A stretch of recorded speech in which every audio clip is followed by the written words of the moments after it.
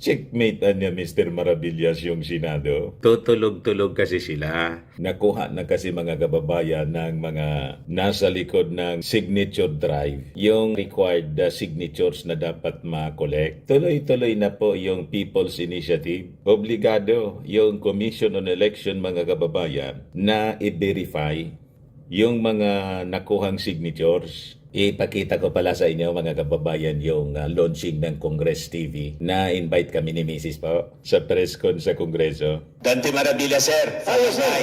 Opo, from the mainstream media. Of course. Laging reported din po ako ng ABS-CBN. Yes, but Eagle correspondent. of course. 1995. Ano ba yung magiging participation namin? Halimbawa, kami mga vloggers,